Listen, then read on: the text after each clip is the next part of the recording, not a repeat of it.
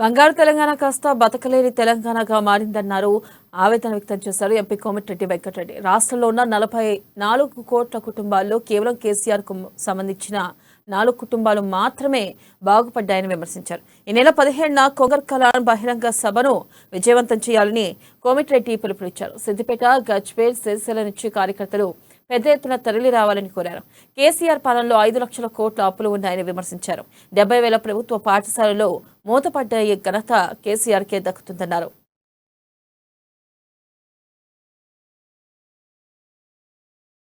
ఈ నెల 17వ తారీఖులో కొంగర్ కలాన్ అంటే నా పార్లమెంట్ పరిధిలోనే ఇబ్రాహీంపట్నం కాన్ఫరెన్స్ లో జరగబోయే బహిరంగ సభని సక్సెస్ చేయాలని చెప్పి, అలాగే మీతో 4 ముచ్చట్లు మాట్లాడాలని చెప్పి ఇక్కడి నుంచి కూడా పెద్ద ఎత్తున కార్యకర్తలు ప్రతి మండలంకి వెళ్లి ప్రతి గ్రామం నుంచి పెద్ద ఎత్తున తరలికి చరిత్ర సృష్టించే ఆ మీటింగ్ లాగా నా కొంగర్ కలాన్ బహిరంగ సభను సక్సెస్ చేయాలని చెప్పి అందరికి కూడా సిద్దిపేట ప్రజలకు చుట్టుపక్కల ప్రాంత ప్రజలందరూ కూడా విజ్ఞప్తి చేస్తూ, ఎందుకంటే అదొక చారిత్రాత్మకమైన సభ.